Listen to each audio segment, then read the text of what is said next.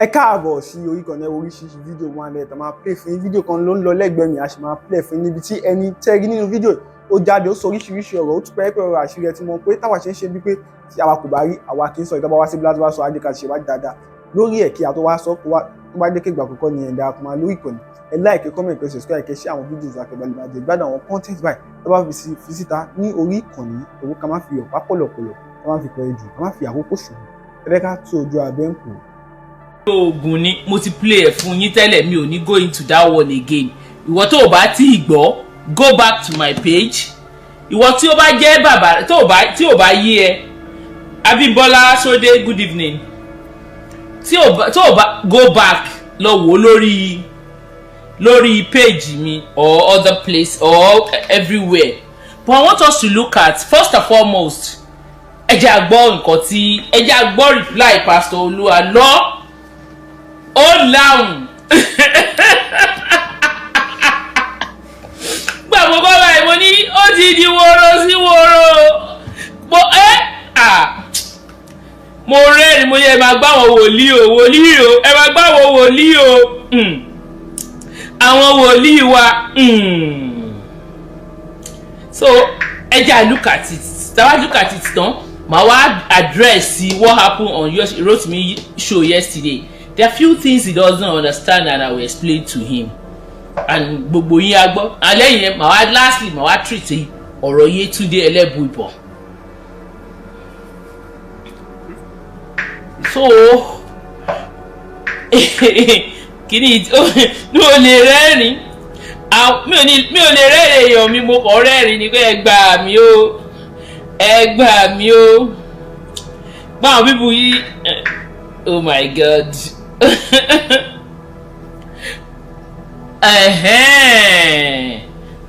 ẹ máa gbọ́ nísìn oh sorry oh okay mi download kíní yẹn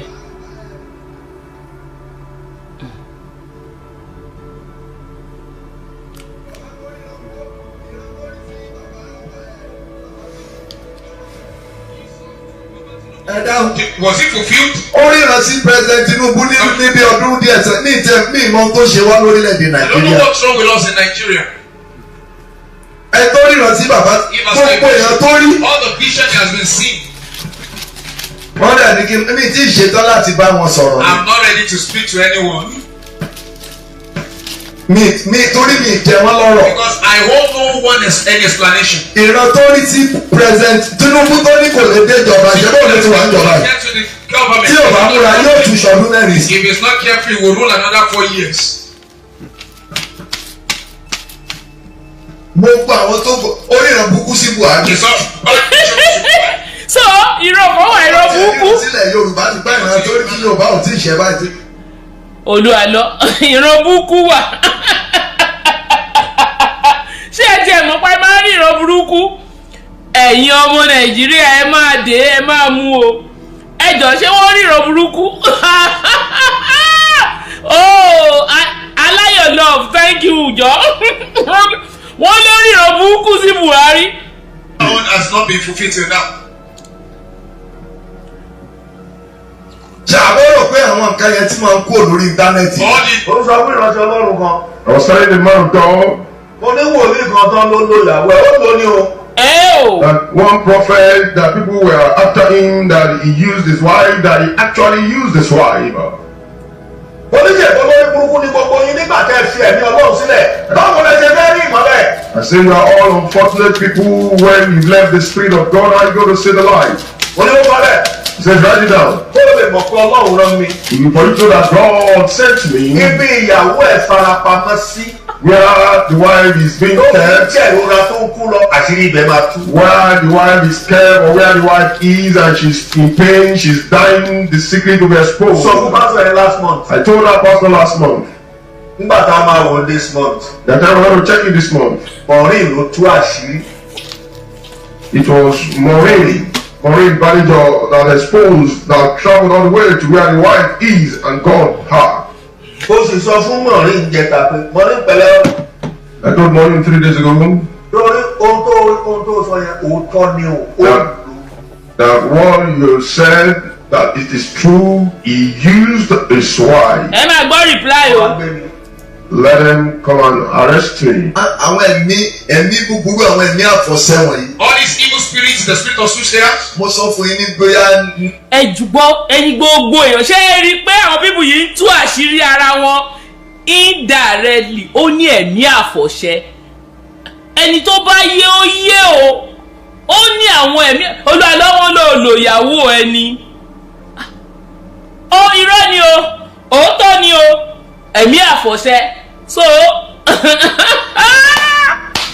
ẹ̀yin ọmọ Nàìjíríà tẹ́ ẹ̀ bá ti gbọ́n, tẹ́ ẹ̀ bá ti rí ọgbọ́n kọ́ nínú gbogbo dírámà tó ń lọ yìí. Ire náà máa ń gbógun tì. They wage war against good things. Mo tó bá ti rí ẹni tó máa ń gbógun tì rẹ láyìíká àti agbègbè ẹ. Anyone you see that wage war against good things around you. Mọ̀ ẹ́ pé ìwọ kọ́ ló kórìíra. No, but it is not you, but they hate. N tó wà nínú ẹ̀ ló But kórìíra. it is what is in you. Ẹnìkan sọ fún mi lánàá ní pásọ kan ó ló ń bú mi ó ló ń sọ pé ní òjò kòkò mo ń lò mo ní mo fa àwọn ilé kóòtù Ọlọ́run I lọ́wọ́. said, give them to God's court. Àwọn tó lo ẹ̀mí Ọlọ́run á rí tó máa gbẹ̀yìn. Those that are using God's spirit will see their hand. Ẹ sẹ́ǹdì ẹ̀ sí wọn ẹ bá rí tó máa gbẹ̀yìn. You will see what we handed. Ọjọ́ pọ̀ tí mo máa pe gbogbo àwọn. Wọ́n ní níbo Olualo gbé sítórì lọ, wọ́n ní níbo ìyàwó ẹ̀ wà àti ọmọ ẹ̀. Àníwọ̀n lẹ̀mí burúkú, àní kì í ṣẹ̀mí burúkú lọ́dọ̀, wọ́n ní wọ́n ń ṣe oògùn. Níbo ìyàwó àti ọmọ ẹ̀ wà, ṣé òun ni ánsà ni?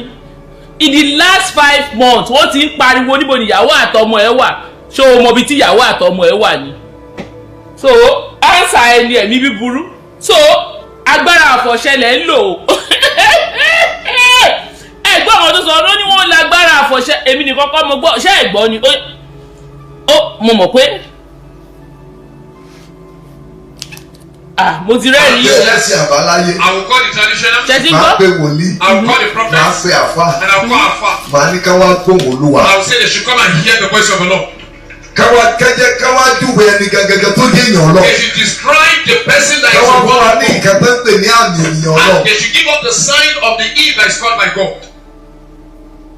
Kò sí bẹ́ẹ̀ yẹn ṣe lè jẹ́ ọmọ ìmọ́lẹ̀ tí ò ní mọ̀ pé ọmọ ìmọ́lẹ̀. There is no way you can be a child of light and you won't know that you are a child of light. Tájẹ bá wà bí kò pọ́sibú kẹ́ má rí sáyìn àjẹ́ níbí. If a witch is here, you will know that there is a witch here. So kò pọ́sibú kó mọ̀ pé sáyìn òkùnkùn lélẹ̀. So there is no possibility that you won't know that this is darkness. Torí pé wọn ò fẹ́ ire. Because they don't love goodness. Tó bá ti dá iṣẹ́ wọn ni pé ká kọjú ogun sí. Their work is to wage war against it. Ṣé àbọ̀rọ̀ pé àwọn nǹkan yẹn ti máa ń kó lórí íńtánẹ́ẹ̀tì? Or did you think that the internet will forget all those things? Bóun náà ṣe ríran àlàáfíà sí. Why don't they get a vision of peace? Àwọn ìran burúkú tí wọ́n gan rí fún wọn ní kánsẹ́lì. Olualo, àwọn ìran burúkú tí wọ́n gan rí fún àwọn èèyàn nígbà tó ń ṣe kánsẹ́lì nǹkan.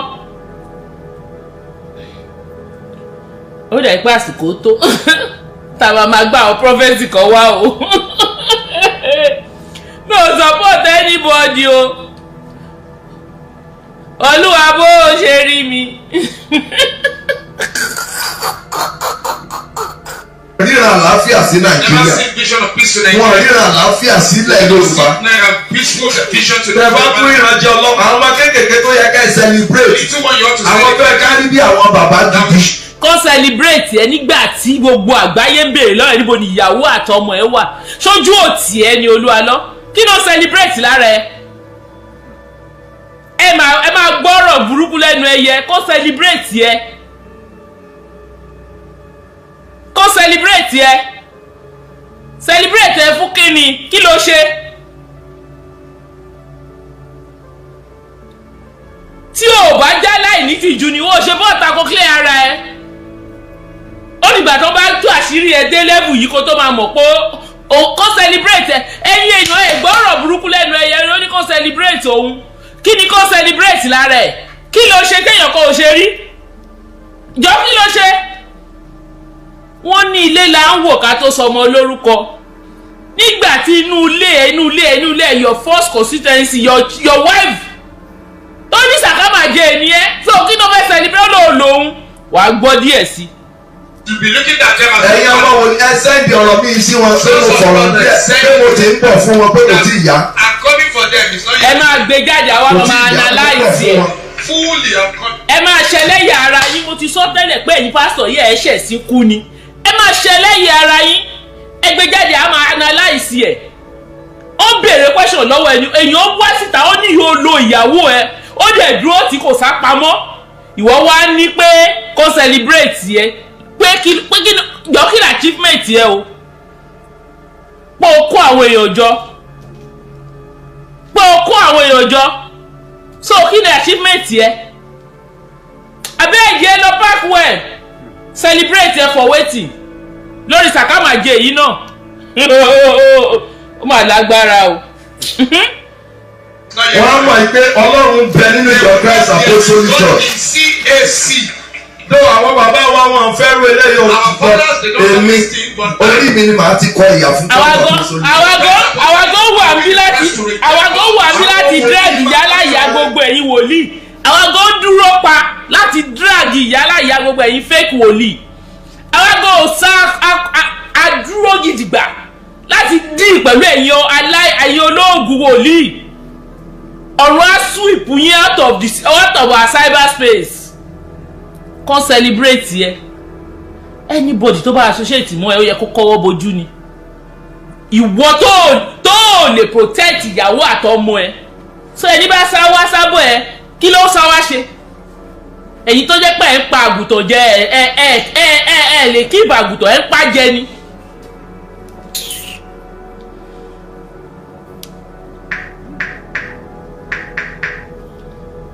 sí orílẹ̀-èdè mi. you see good visions tonight. tí àwọn ọmọ kékeré bá ti ń bọ̀ àwọn bàbá gidi inú wọn máa ń dùn sí wọn ní ṣùgbọ́n àwọn yìí mi rí àwọn irú àwọn yìí mi rí wọn rí ká gbàdúrà fẹ́ nìkan rí pé ẹni yìí o ẹjẹ́ àfàdúrà lọ́wọ́. ṣé kìrìsìtẹ́nì nìyẹn. so ṣé kìrìsìtẹ́nì náà nìwọ náà ṣe lórí ọ̀rọ̀ ìyàwó ẹ̀ yìí ṣé kìrìsìtẹ́nì ni tí ìyàwó ẹ̀ ṣé kìrìsìtẹ́nì ni ṣé rí sọ̀rọ̀sọ̀rọ̀ kó rántí ẹni tó mọ̀ gbọ́ ẹ bá mi power tap ní máa dùn ẹ bá mi power tap ṣé kìrìsìtẹ́nì báwo ni kí ni Jésù sọ ẹ jẹ́ lọ sí kìrìsìtẹ́nì tó ń sọ lọ wo what pastor mi ò support ẹ but what pastor Ṣẹ́gun did is according to Ephesians 5:11-14 ẹni bá wà ńbẹ̀ kó gbé kó fi sórí kíní ẹ wá ní kí ló Ọlọ́run ní ká má ní kankan ṣe pẹ̀lú any nonsense expose them Bíbélì ló sọ bẹ́ẹ̀ kò kọ́ bojú ó lò ìyàwó ẹ ni ìwọ ni ó wá kù kó wá sọ pé ó lò ìyàwó ẹ náà instead kò reply òun beat about the bush ó ní ibo níyàwó ẹ wà o lè sọ ọ̀hún títí ó mọ̀ pé wà tíyàwó ẹ ò sí ọ̀hún títí àṣẹ̀ṣẹ̀ lọ wà á yàtẹ̀ lọ ṣe tàwọn tú ẹ láṣìírí wá sọ pé kọ́ máa celebrate ẹjọ́ kí ló fẹ́ celebrate lára ẹ. anyway Pastor Ṣẹ́gun ló ń bá wí bọ̀ àwa wà ń bí láti analyse ẹ̀. Ẹgbẹ́ ayé kìrìsìtẹ́nì nìyẹn. That's the way of life of a Christian. Síbẹ̀ ni ká máa gbàdúrà fún ara yín. Bible say pray for each other. Ó lẹ máa gbani níyànjú. It's a exhort each other. Tó máa gbà yín níyànjú kẹ́ máa ba ayé àwọn aláyé jẹ́ kẹ́ kó ọ̀pọ̀lọpọ̀ ògo kẹ́ fògo ṣòfò. So Bíbélì ti yín nìyẹn Bíbélì ti yín ni lórí amúnisìn.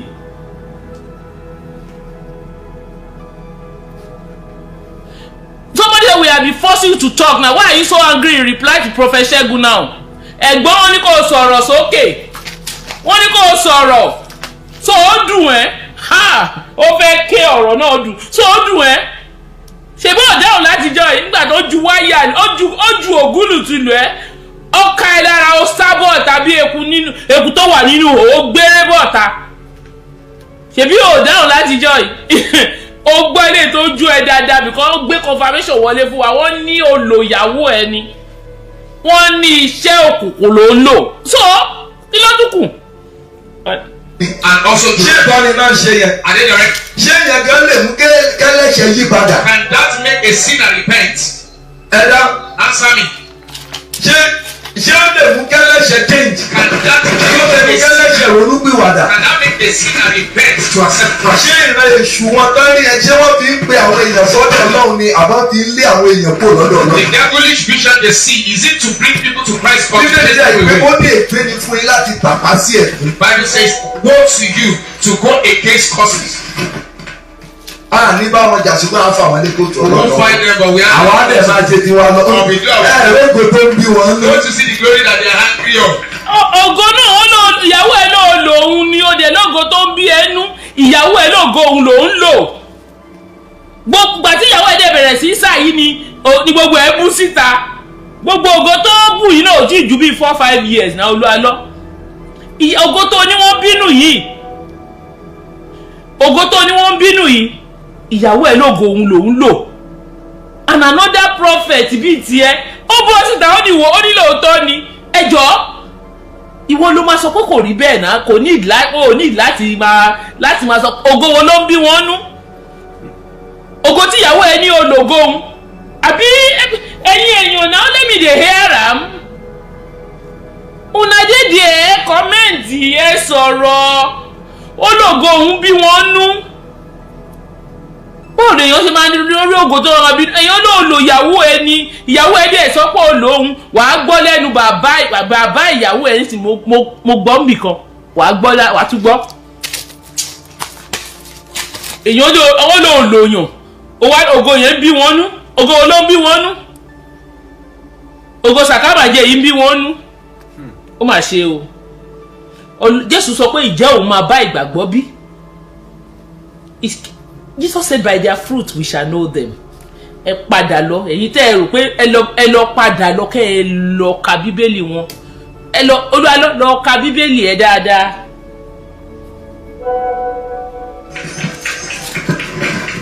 So n tó ń ṣe wá so ṣùgbọ́n náà ṣe máa dàrú mọ́ wọn lójú nìyẹn. That is how the world is not the case again. Amen. Ó yẹ máa dàrú mọ́ wọn lójú nìyẹn. Lẹ́ni mo ibi mo wọ́n bí mo ṣe máa ṣàánú báyìí. Ṣùgbọ́n nígbà tí mo rí àánú tí mo ti ṣe. But when I encountered this, I have told omi jẹ́jẹ̀ bọ́ lójú mi. tears rolled down from ní tí àwọn ọmọ èṣù tó ń pera wọn lọ́mọ Ọlọ́run. These are the devilish children that they call themselves sons of God. This is what they saw. Olúwa sọ pé ṣe fún mi sílẹ̀. God said, I told you. Mo sọ fún ọ. I told you. Máa wù mí lójú iṣẹ́. Don't look at me about work.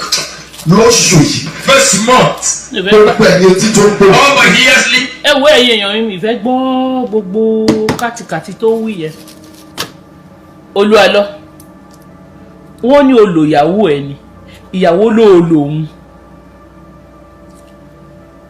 ẹ gbọ́ ilé ẹ tún gbọ́ ìfẹ́ gbọ́ kan sí honestly èmi expect ẹ gbà tó bá máa dá Prophet Ṣẹ́gun lóhùn ó pè wọ́n lágbàyà oníran burúkú náà rí àwọn burúkú tí wọ́n rí ta ló bá ẹ rí àbí àwọn bá ń bá wa táàbùjọ ẹ̀yin ti YouTube ẹ̀yin ti fi TikTok ẹjọ́ ṣé wọ́n náà ò ríran burúkú ṣé káwọn tó ti fún ní àwọn lámbà àwọn èèyàn tó ń lọ sọ́dọ̀ ẹ náà wọ́n ní ìran kan náà ló máa rí fún àwọn tó lọ sí kánsẹ́lì ẹ wọ́n ti jáde wọ́n ti sọ̀rọ̀ náà ṣé wọ́n náà ò ríran burúkú ni onípásítọ̀ Ṣẹ́gun ríran fún Tinubu ṣé wọn ò tí sọ prophecy tí ò come to pass ni so gbogbo prophecy tó sọ pátápátá ló come to pass ẹ̀yin èèyàn mi ẹ̀yin tẹ́ ń lọ church Olualo ẹ̀yin tí ó ṣe kánsẹ́lì fún ẹ̀yin tó ríran fún agbọ́ gbogbo wọn náà ṣé gbogbo wọn tó wọ́n rí ló lọ ni gbogbo ẹ̀kọ́ náà kọ́ ló ṣe because ẹ̀ kì í ṣe Ọlọ́run. And Bible make all of us to understand that we prophesy in parts. Kì í ṣe Ọlọ́run. Àwọn tí ò ní ìgbàgbọ́ tán ọmọrú Ọlọ́run tó ń sìn. Àwọn náà ń tẹ̀lé ẹ̀yin. Àwọn ló ní kẹ́ máa prophesy. Lamentation 3:7 sọ pé ń ta ló máa wí nígbà tí Olúwa wí. Ephesians 5:11 they have nothing to do with the fruitless deed of the darkness but rather expose it. God bless you my sister. Ọlọ́run á máa fún yín ní oore òun ni mo ti sọ fún ẹ lọ kà Ephesians 5:11-14 nǹkan tí Prophet Ṣẹ́gun ṣe ó ṣe according to the word of God.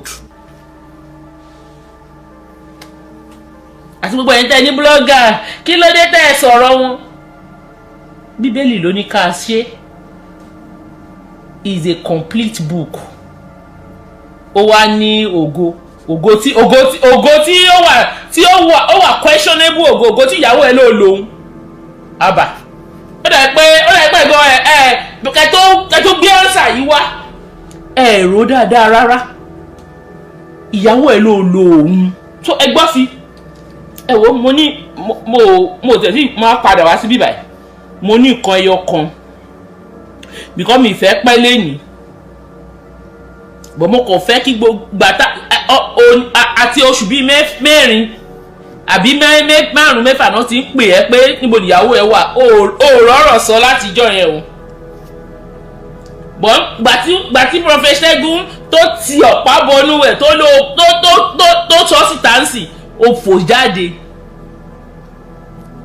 fò jáde òní ó ríran burúkú eléyìí tí ìwọ náà ẹjọ́ wà ní ìwọ náà ríran burúkú ẹjọ́ ríran burúkú ni mélòó ni wọ́n ti rí mélòó prophet tó ti give tí ò ṣẹ ṣé kí n ṣí òpó lẹ̀ káwọn èèyàn máa pè wọlé kó máa sọ àwọn prophet tí wọ́n ti give tó ti sọ fún wọn tí ò ṣẹ ṣọlọ́run ni yín ni ẹ̀ kì í ṣe ọlọ́run ìbá àwọn tó sọ yín dọ́lọ́run ni you will only prophesy in part because ọlọ́run ò lè fi gbogbo nǹkan hàn wòlíì ṣé ní àwọn wòlíì tó bá ti sọ fún yín pátá ẹ̀ dírí báyìí green yellow ọlọ́run kan ló rán wọn ó wọ ẹjú ni àbí kó jẹ́ pé agbára òkùnkùn náà ń lò. Anyway ẹ jẹ́ a lọ ó ní mo ń lọ síbì kan màá àdírẹ́sì ní àná lórí program Rotimi Daniel. They sent a video to me and he said something that is not correct. I'll correct that and I want you to listen to something. So mo nǹkan ohun tẹ́ máa gbọ́ nísìn ohun Rotimi Daniel ni. So mo fẹ́ answer àwọn kọ̀ọ̀kan kí n tó lọ síbi tí mò ń lọ. So ẹ jẹ́ a gbọ́.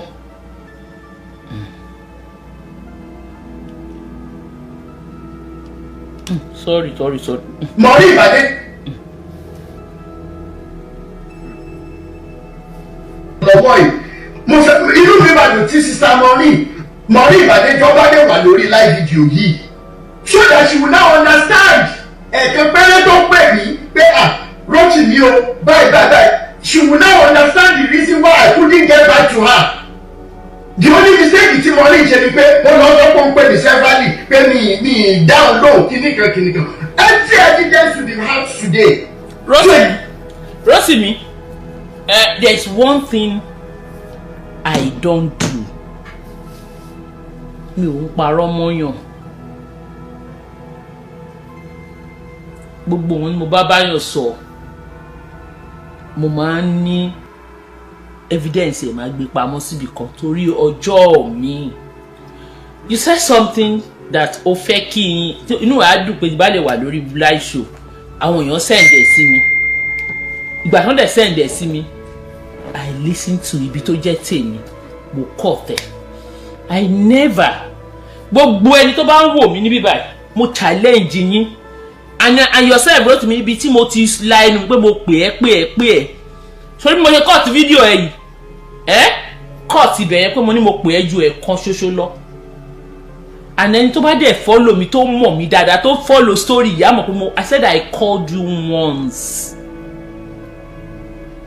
bí mo dẹ̀ ti pè ẹ́ ní once pé nǹkan báyìí mo fẹ́ mo ní Rotimi wọ́n ti ń ṣe I have it recorded mo ní àwọn people yìí wọ́n ti ń ṣe damage control mo ní ìyá 70 years tí wọ́n lọ gbé wá láti wá ṣe damage control yẹn pé fídíò tó ń ṣe yẹn ò dáa let us jẹ́ ká correct gbogbo irọ́ tó ń pa lórí màmá mo ní I would like to have a word with mama àti sister Funke pé you should give me their number that is all I ask and I never said mo pè ẹ́ àìmí Mureen mi kì í parọ́ why would I say that never mo pè ẹ́ lẹ́ẹ̀kan ṣoṣo and you didn't get back to me tó bá ní any issue tó bá fi pé nǹkan kan ṣẹlẹ̀ tó ò fi lè get back to me coxy demanded to send me a text sister Mureen mo ní máa send kíní yìí sí yín. Unfortunately nǹkan tó ṣẹlẹ̀ lélẹ̀, but you never come back. You didn't get back to me. Mo dẹ̀ rọra fi ẹ́ sílẹ̀. So saying it pé nǹkan tó dùn ẹ́ tí mo rí yìí ṣe ni pé ó lọ ń sọ pé mo pè é no Rotimi mi ò sọ bẹ́ẹ̀ o èmi ò sọ pé mo pè é o. I only came out and I said I called you once. Money, I came out and I said I called you once, and after that, mi ò dẹ̀ pè ẹ́ mọ́. And there's something I want you to know, and I will say it here. Mo dẹ̀ fẹ́ kí gbogbo. There's one thing I will not do. Tí n bá máa bá gbogbo èèyàn jà, it's not you, because one, àṣírí tí mo fẹ́ ká ó tú ló ń tú, so kí ni fẹ́ bá bẹ́ẹ̀ jà fún? Àyìn mo dẹ̀ fẹ́ kí àwọn Olualo yìí àtàwọn cohort ẹ̀ kọ́ fi pé àṣírí wọn ti dàrú, wọ́n ti ń bára wọn jà. No, níwájú ẹ̀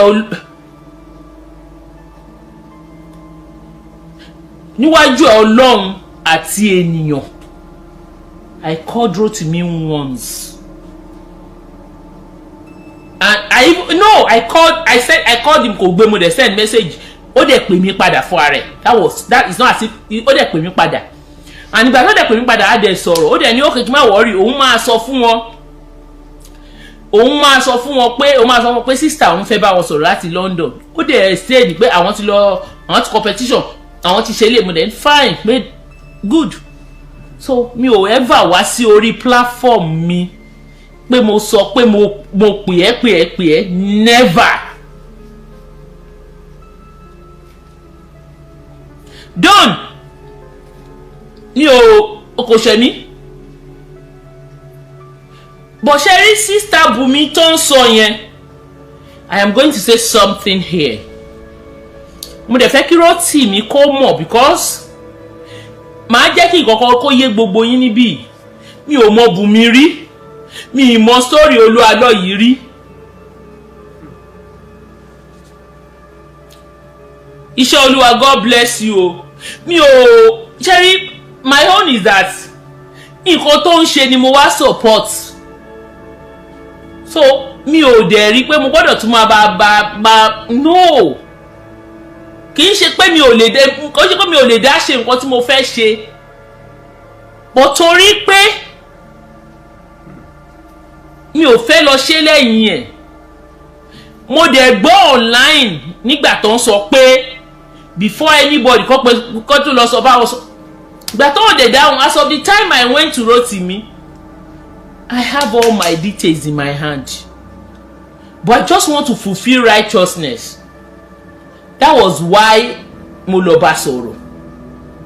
Mi ò ever sọ pé o pè mí lẹ́ẹ̀mejì. You only called me. We spoke once and that was all. And when I came on this platform, tó bá lè gbé jáde bí mo sọ pé mo pè ẹ́ bí mo ṣe ra call tó ohun ẹ tí mo play ẹ̀ yìí, tó bá lè gbé jáde, I will appreciate it and I will come here pé mo wrong. Mi ò sọ pé mo pè ẹ́ mo ní I called you and you never get back to me, and that is nothing but the truth. Ìyẹn lọ bẹ́ẹ̀. Lórí ọ̀rọ̀ obìnrin tó ń pè ní Bumi yẹn, ẹ̀yin èèyàn ẹ gbọ́ nǹkan tí bí èmi ṣe mọ̀ o. Mo ti ṣe story ẹlẹ́ẹ̀kíní, mo ti ṣe ẹlẹ́ẹ̀kejì. She saw my video. Ó ní àtàlẹ̀ èèyàn yìí. Ó kú lè máa gbọ́ mi báyìí. Ó dẹ̀ wá sí inú inbox mi lórí TikTok. Ó dẹ̀ ní òun fẹ́ bá mi sọ̀rọ̀. Òun náà nìkan kọ́. A lot of people come to me to come and give me information. My own is to follow up and get the information. Ó dẹ̀ drop number, mo dẹ̀ follow number. As of this time, woman yóò fún mi ní information kọ̀ọ̀kan. Bumi yìí tó bá ń gbọ́, I think he said I said something that's not correct or something that's not right. I don't even know mi mọ̀ nǹkan tó sọ pé mo sọ. Mi rántí pé òun fẹ́ mo dẹ̀ sọ pé no I know. Pé mo ti confirm ẹ̀. So ìgbà tó dé ó dẹ̀ sọ fún mi pé mo dẹ̀ níta ni wọ́n wá ní òun ẹ máa gbọ́ o. Ó ní òun lòun help Rotimi. You see my phone everything ni wà ńbẹ̀. Woman yẹn ní òun ẹ mọ̀ pé mi ò kúkú mọ̀.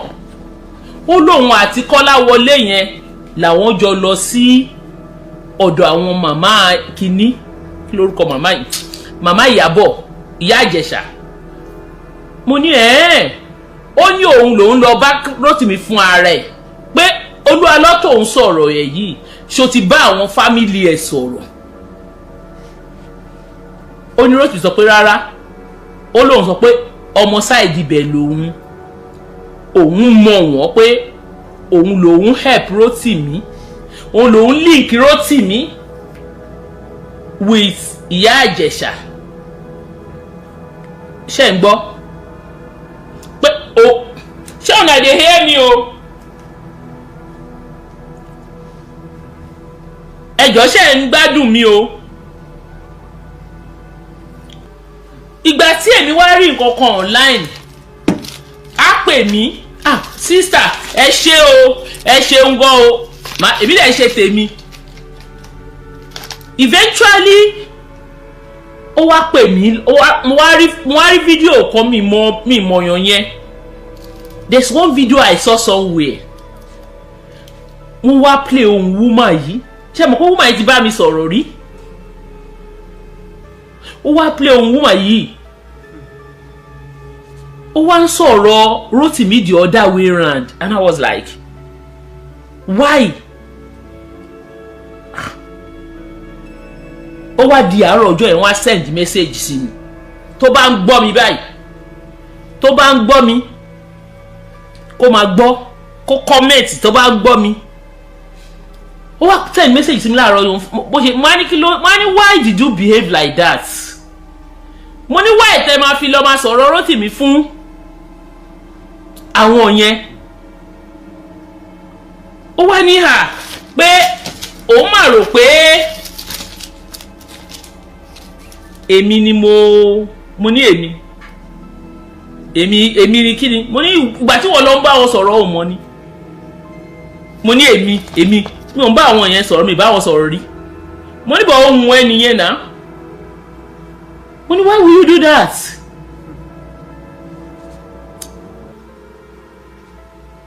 Immediately, and I told her that what you did is totally wrong. Ó bá ní Rotimi promise òun lówó kò fún òun. So nǹkan tèmi bóun sọ ni pé ó wá ní òun lè bá mi lọ sí Aramọkọ láti lọ ṣe investigation tí mo fẹ́ ṣe. Gbà tí mo dẹ̀ ti rí àwọn kọ̀ọ̀kan tí mo ti rí bó ṣe mi ò lò. She came back and said ìgbà wo ni mo ya nínú. Mo ní mi ò ṣe mọ́, mo ní mi ò ní ìdí àti ṣe mọ́. And I didn't continue. Kò fún mi ní information kankan, kọ́ ló ń fẹ́ mi ní information, mi ìgbà information lọ́wọ́ ẹ̀. Because ó yẹ kó bá mi lọ sí Aramọkọ Èkìtì láti lọ ṣe ìwádìí kan, ó kó wá bá mi, ó ti ready.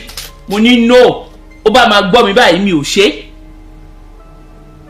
Because ó ṣàlàyé everything fún mi. Mo wá ní pé pé why ẹ̀yin méjèèjì tẹ́ ẹ lọ sí ọ̀dọ̀ Ìyá Ìjẹ̀ṣà. Mo ní why do you have to go and talk to those people? Ó dẹ̀ ṣàlàyé Rotimi ṣe kiri kan. Mo ní but no matter what,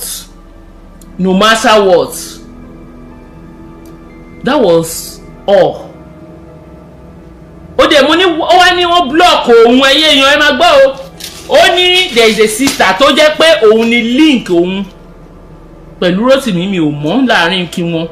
Ó ní sister yẹn lòun lọ bá, ó ní kàn ń béèrè lọ́ọ̀ pé òun sọ fún ọ pé kán mú nọ́mbà mi fún òun pé wọn ò fóun, pé sister wá ní kóun lọ sí inú inbox mi kóun lọ fún mẹ́sẹ̀gì lẹ̀. kí ló dé tóun fẹ́ fi bá mi sọ̀rọ̀.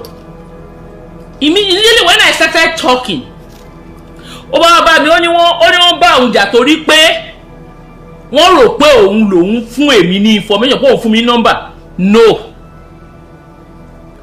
ó ní mò ń sọ yìí, òun kọ́ ló fẹ́ mi ní nọ́mbà, òun kọ́ ló bá mi kò sọ̀rọ̀, òun kọ́ ni mò ń bá sọ̀rọ̀. Ọlọ́run dè mọ́, Ọlọ́run Elédùmarè mọ̀ pé rárá woman yẹn náà dẹ̀ sì wà láyé. Mo wá níbọ̀ ìwọ kọ́ ló fẹ́ mi ní anything náà, information tó wà lọ́wọ́ mi gan ìwọ ò mọ̀. So fún ẹni tó bá ń gbọ́, Bùnmi kọ́ ló fún èmi o, Bùnmi kọ́ ló fún mi ní information o, kò fún mi ní anything bọ́ ó ní wọ́n bínú sí òun, wọ́n bá òun jà ní àwọn fàájá pé òun wá fẹ́ mi ní information whereas kò dẹ̀ fẹ́ mi ní information. Ṣé ti rí bẹ́ẹ̀ jẹ́ gbọ́ dáadáa. So mo fẹ́ kí gbogbo wa ká wọ́n ní sàn láàrin, òun kọ́ ló fẹ́ mi ní information o, tó bá dẹ̀ mi ò òun kọ́, mo fẹ́ ràn kó bá mi lọ ṣe investigation ní ara mọ́kọ mo dẹ̀ later mo dẹ̀ wò pé no and I stop and I didn't use her. That was all. Bọ̀ ńgbà tèmi rí tí mo rí fídíò tó sọ tí wọ́n ń sọ mo ní ààbọ̀ why ẹ mọ̀ pé mi mọ ohun ẹ̀ mo ti bá sọ̀rọ̀ rí and I was shocked pé ha so Rose mi ò o Bùnmi kọ́ ló fẹ́ mi ní information. Secondly, mi ò ever sọ pé mo pè é pé never, I didn't say so. So mo fẹ́ kẹ́ gbọ́ ibi ìbàyí dáadáa Olualo láì tí ẹ kó gbọ́ ibi dáadáa. Olualo ni mo fẹ́ kó gbọ́ o, Olualo ẹ gbọ́. And to all of you,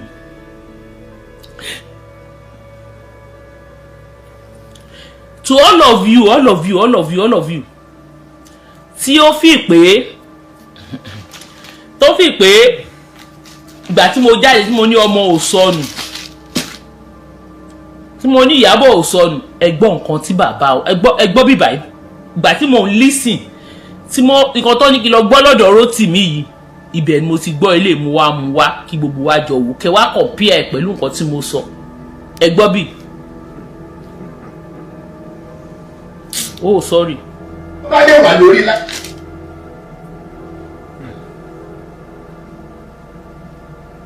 Lọ́wọ́ yìí, mo fẹ́ inú mi bá lò tí sista Mureen Badejo bá dé wà lórí live video yìí. So that she will now understand. Ẹ̀kan péré tó pè mí pé Rótìmí o báyìí. She will now understand the reason why I couldn't get back to her. The only mistake tí mo rí ṣe ni pé mo lọ sọ pé ń pè ní severally pé mi down low kìnìkan. Every evidence to be had today. So it is not about fracas of blood.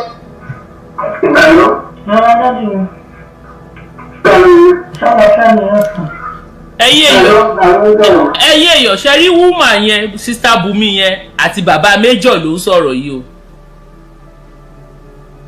Conversation yìí is between bàbá Major yẹn àti sister Bùnmi lélẹ́yìí o. Bùnmi lórúkọ mi ọmọ bàbá ń fá lókè ọjà. Bùnmi lórúkọ mi ọmọ bàbá ń fá lókè ọjà. Ní fọ́ọ̀mù àbáwá ń fá lókè ọjà. Bẹ́ẹ̀ ní fọ́ọ̀tì. Mi ò ṣe mọ ọmọ mi o. Ilé òkè gbélé mi kì wá ẹ̀mọ́ wá sílé lọ sí skùbọ̀tẹ́ wa ní kò gbogbo báyìí. Kó tó ní kó wọ́n padà sí Ìbàdàn bẹ́ẹ̀ ní fa. Ṣé ẹ wà fa? Àwọn ọjọ́ ẹ̀kọ́ jẹ́ mẹ́ta fa. Ẹ̀gbọ́n àtijọ́. Ìyá ẹ̀fà ló kù fa. Ṣé ẹ̀fà ti lọ wà lórí? Ìbàdàn mo wà báyìí fa. Ìyá ẹ̀fà ló fa. Torí mo ti kọ́ wá sí fa. Wọ́n sọ bẹ́ẹ̀. Ìyá ẹ̀fà ló fa. Ẹ̀fà. Dáàdì mo gbọ́ ẹ̀fà. Dáàdì wa mo gbọ́ àwọn ọ̀gá kan lọ́wọ́ náà lórí àti àríyànjú lórí blọ́gà pẹ̀lú Ìyábọ̀ bẹ́ẹ̀ àti Ìyábọ̀ àti àwọn ọmọ ọlọ́ mo ti ìṣe nǹkan tí èèyàn gbọ́dọ̀ lọ́dọ̀ tó ń kà bọ̀ àwọn ti tẹ́kẹ̀ rẹ̀ ọmọ òṣèlú yẹn wípé kìíní ọmọ. ẹ̀yin èèyàn kẹgbọ́n kan tí bàbá yẹn sọ bàbá méjọ yẹn kí ni bàbá yìí sọ ń bì ṣé ẹ gbọ́ ẹ̀yin èèyàn mi ṣé ẹ gbọ́ ó ní ọmọ ò sọnù ẹ̀yin èèyàn mi ṣé ẹ gbọ́ bì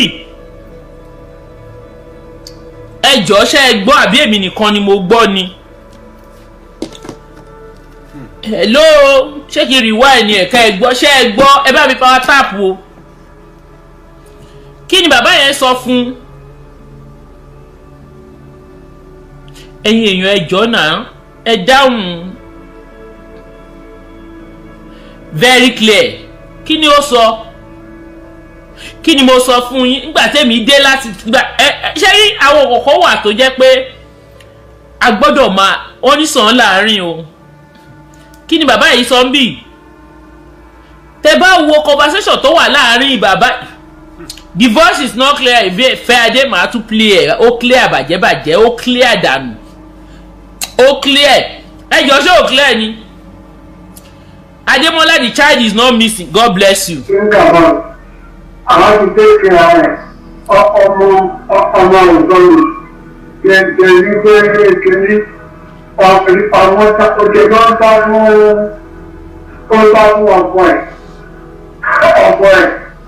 ọkọ ẹ̀ èèyàn burúkú ni àgbàyàn ni kìíní. ẹjọ́ ẹ̀yin èèyàn mi ṣé ẹ gbọ́ bí rẹ. ọlọ́pàá ti ṣe nǹkan ìyẹn bá sá láti ní ìyá ọ̀gbìn tí pọ́blẹ́mù ti ṣẹlẹ̀ ní gbogbo ẹ̀ wá ní ìṣẹ̀lẹ̀ ayọ̀ wá kó gbogbo ẹ̀ wá bá ẹ̀yìn ní ẹ̀yọ́ ń gbẹ́dájọ́ adẹ̀ lóde ìkẹ̀kan bí dáadáa ti rí kan lẹ́tà mo ní gbogbo kò ní rí fídíò kan rẹ̀ nọ́mbà àwọn yẹn ló ń lò bọ̀dẹ̀. Màá mi fa ìṣọ́ àlàáfíà ni wò. Ẹ pẹ̀lẹ́. ẹ̀yin èèyàn ṣé ẹ rí nǹkan kan mú bẹ̀ bàbá yẹn sọ fún gẹ́ẹ̀ yọ pé tí ẹ gẹ́ẹ̀ yìí ó jọ ẹni pé bàbá yìí sọ̀rọ̀ tẹ́lẹ̀ rí mo fẹ́ mú nǹkan kan jáde bẹ̀ ọlá great thank you for the gift ẹ ṣé mi mo mọ̀ lè dúpẹ́ lọ́wọ́ yín ọlọ́run á máa bùkún yín ọwọ́ yín á máa lọ sókè o ẹ jọ gẹ́ẹ̀ yìí kò tí woman yìí ò tí ì lọ sí Èkìtì o ṣe rántí pé woman yìí ò tí ì lọ sí Èkìtì níbí àbó ti lọ ni ẹ̀yin ọmọ Nàìjíríà ẹ jẹ́ afọpọlọ gbé kí n tó move forward ṣé woman yìí ti bá bàbá yìí sọ̀rọ̀ rí ẹ dáhùn let's reason together ṣé bí ìyá bí bàbá ní bí woman yìí bó ṣe bá bàbá méjọ yìí sọ̀rọ̀ ṣé wọ́n ó jọ àwọn tó ti wà familiar. The man has to ask her who she is. God bless you. She explained herself. The man said òun ò mọ̀ rí. That means kí ni mo ìgbà tí mo lọ́mọ ò sọ ọdún ẹjọ́ ṣé mo ṣe mistake ṣé mi ò rí sọ. Ìgbà tí mo dé láti France tí mo débẹ̀ tí mo realize pé ọmọ ò sọnù pé kí la wá ní òfun ṣe rántí mo kàn fẹ́ kẹ́ ẹ máa dé ni o.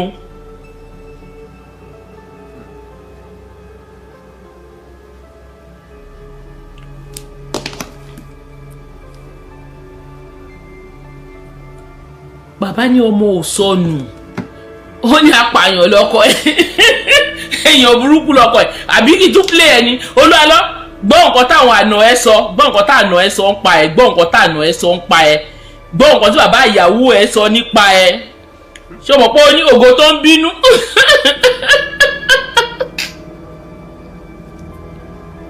ẹ jẹ́ play ẹ̀ lẹ́ẹ̀kan sódà pé Olualo ò gbọ́ dáadáa Olúwa gbọ́ nǹkan tó ń sọ ṣùgbọ́n nǹkan tí ìyá ìyàwó ẹ̀ sọ ó lo lògo ọmọ òun ògo tó ń bínú nìyẹn o.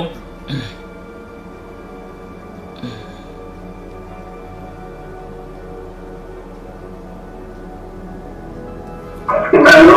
Rárá dájú o. ṣàlàfíà ni wọ́n sùn. Àlọ́ àwọn ọ̀dọ́. Bùnmi lórúkọ mi ọmọ àgbàlá ń fá lóòótọ́ ọjà. Bùnmi lórúkọ mi ọmọ àgbàlá ń fá lóòótọ́ ọjà. Ní fọ́ọ̀tì. Àbálá ń sá lóòótọ́ ọjà. Bẹ́ẹ̀ ní fọ́ọ̀tì. Mi ò jẹ́ mo mọ̀ ní o. Èmi ò kì í gbé lórí kí wá mo wá sílé lọ sí sùkùbọ̀ tẹ́wà ní kò gbogbo báyìí. Kó tó ní pé mo wá padà sí Ìbàdàn sí bẹ́ẹ̀ ní fa. Ṣàlàfíà lẹ́wà sàn. Àwọn ọ̀dọ́ ìgbọ́. Ẹ̀kọ́ jẹ́ mẹ́ta sàn. Ẹ̀gbọ́ àtijọ́. Kì í ẹ̀fà ẹ̀kú sàn.